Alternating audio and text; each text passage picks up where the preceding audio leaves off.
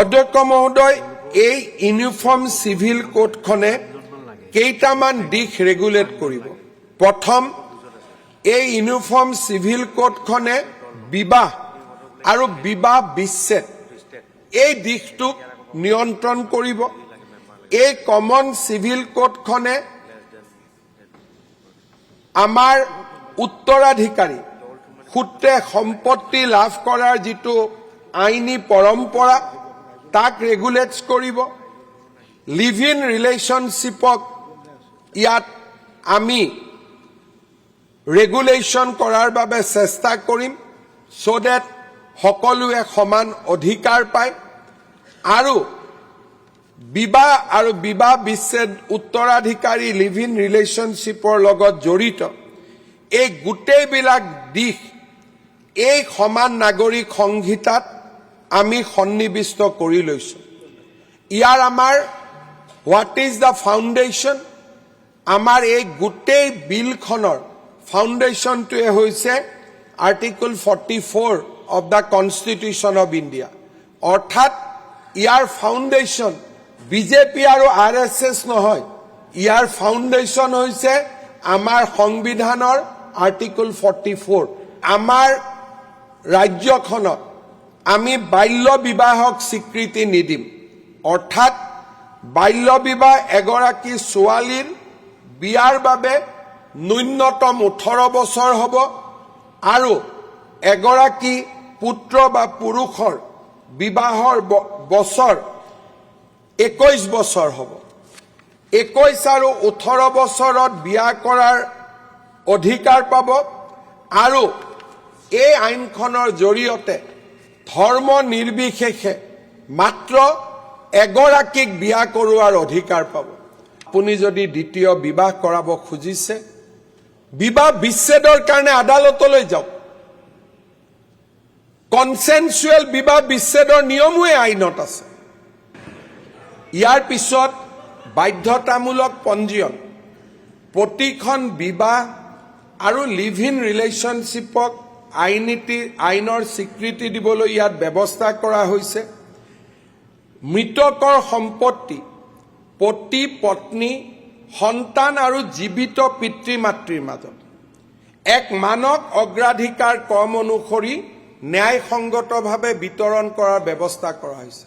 Uniform civil কোডত আমি কৈছো যে মই হাজবেণ্ড হ'ব পাৰোঁ, কিন্তু মই কাৰোবাৰ ল'ৰাও। সেইকাৰণে মোৰ মৃত্যুৰ পিছত মোৰ সম্পত্তি মোৰ পত্নীয়েও পাব, কিন্তু তাত মোৰ জীৱিত পিতৃ মাতৃৰো অধিকাৰ থাকিব। ইয়াতকৈ ডাঙৰ সংশোধন অধ্যক্ষ মহোদয় কি হ'ব পাৰে? আৰু সেইও এক মানক অগ্ৰাধিকাৰ ভিত্তিত যে পত্নীয়ে বেছি পাব, পিতৃ মাতৃয়ে এটা হিচাপত পাব। আপোনালোকে কেতিয়াও নাভাবিব যে দিছ ইজ এগেইনষ্ট ইছলাম। আমাৰ বহুত হিন্দু পুৰুষ আছে যোনে বিয়া কৰাই ঘৰত পত্নী আছে, কিন্তু আকৌ বেলেগৰ লগত লিভ ইন ৰিলেশ্যনশ্বিপত আছে। ই অকল এই UCC ইছলামৰ বিৰুদ্ধে নহয়, ইয়াৰ হিন্দু ধৰ্মৰ আপোনালোকে ঠিকে কৈছে যে বহুগামী মুছলমানতো আছে, হিন্দুতো আছে।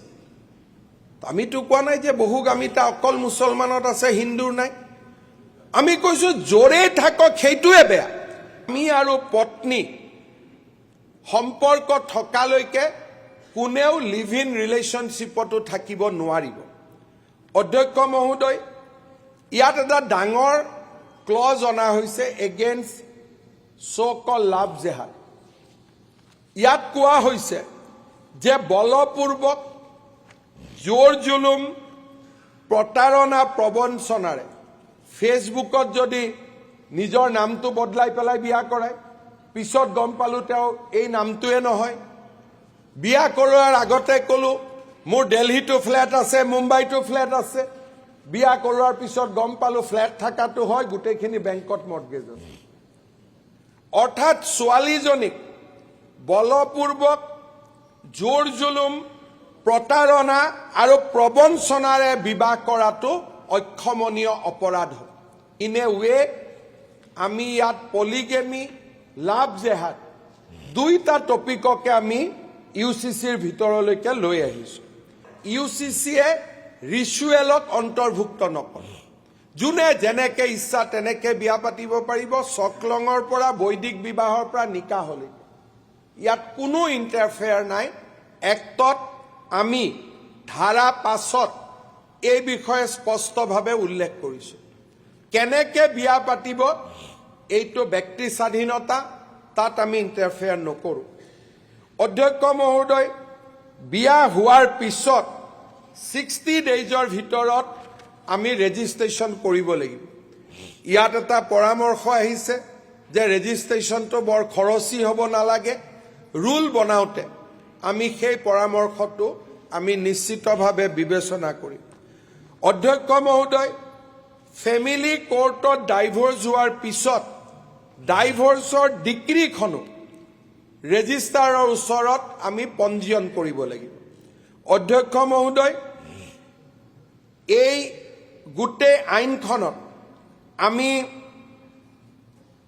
কি ধৰণে ডাইভোৰ্স হ'ব কোনো এজন সংগীয়ে যদি যুক্তিগত কাৰণ নোহোৱাকৈ আনজনৰ সংগ ত্যাগ কৰে বা সন্মতিক্ৰমে ন্যায়িক পৃথকীকৰণ কৰে বা আমাৰ ইয়াত আদালতে পৃথকীকৰণৰ ডিক্টেটৰ দিয়ে ডিক্ৰী দিয়ে তাক আমি ইয়াতে ন্যায়সংগত বুলি ধাৰা 27(2)ত আমি উল্লেখ কৰিছো